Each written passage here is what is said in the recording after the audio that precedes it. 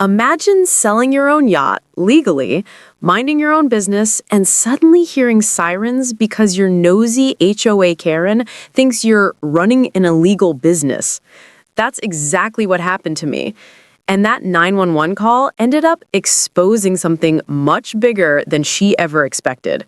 So, before we get into this wild story, tell me in the comments which country you're watching from. And don't forget to like, subscribe, and hit the bell for more crazy HOA stories.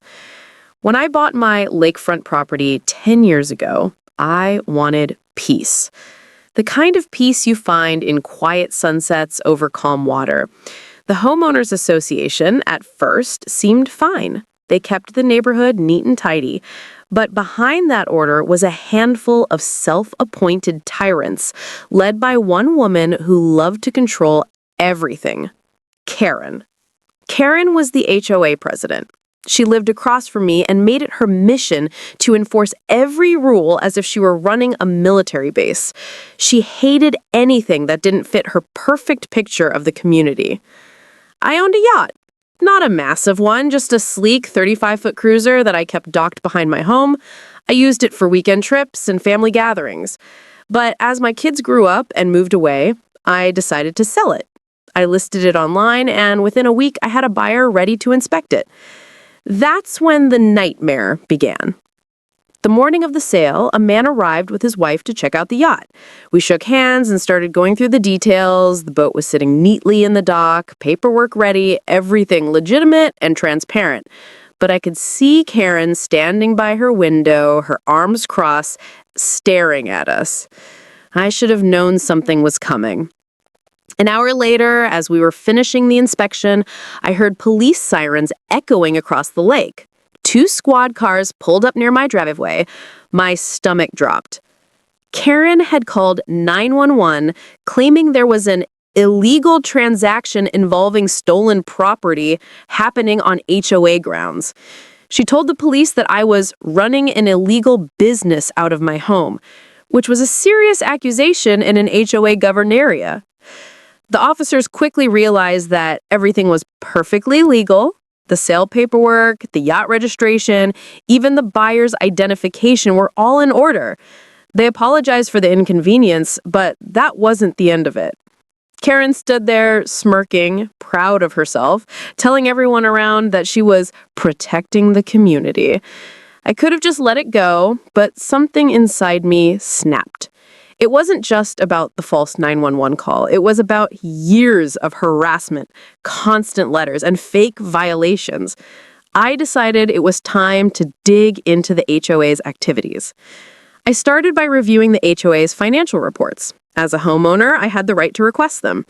Karen stalled for weeks, claiming the records were under review. That was already suspicious. When I finally got access to them, they were a mess. Inconsistent numbers, missing receipts, and strange maintenance fees that didn't match any visible work. I contacted a few neighbors I trusted and shared what I'd found. Turns out several had their own complaints. Extra charges on their dues, unapproved fines, and even threats for things like leaving a garden hose out too long. It was clear something deeper was going on. One neighbor, an accountant, helped me go through the last 5 years of HOA expenses. What we uncovered was shocking. Thousands of dollars had been moved from the association's main account into a community improvement fund, a fund that didn't officially exist. The signatures authorizing those transfers? Karen's and her vice president's. We gathered evidence quietly, building a file that showed embezzlement, misuse of funds, and even forged approval letters for renovations that never were done. Then came the moment of truth. I reported everything to the county's housing board and submitted our findings. Within 2 weeks, investigators were assigned to the HOA. Karen, who once strutted through the neighborhood like she owned it, suddenly started avoiding everyone. But it was too late. The county investigators found multiple violations and financial fraud. They subpoenaed bank records, interviewed board members, and even discovered that Karen had been using HOA funds to pay for her personal landscaping and private security cameras. The best part? The 911 call she made on me became a key piece of evidence. The county found that she had misused her position by filing a false police report to intimidate a homeowner, which further strengthened the case against her. When the news broke, the entire neighborhood was stunned. Local media covered the story of the HOA under investigation for corruption and fraud.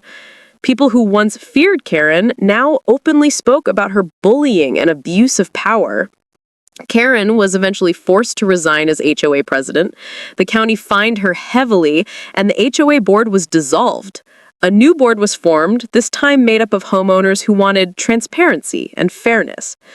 But the part that still makes me smile, the very dock Karen once called a violation of community standards became the new HOA meeting spot. Every month, homeowners gather by the lake, laughing, sharing food, and making sure no one ever gets that kind of power again. As for me, I never heard from Karen again. She moved out of the neighborhood quietly after selling her home at a loss. The irony? The buyer of her house bought it with the help of the same yacht broker she tried to ruin with that 911 call. Sometimes karma works quietly and perfectly.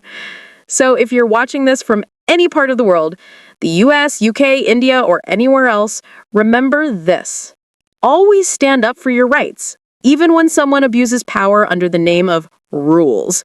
Because once you shine a light on corruption, the darkness doesn't stand a chance. Don't forget to like, subscribe, and hit the bell for more wild HOA and Karen stories. You never know what secret your neighborhood might be hiding next.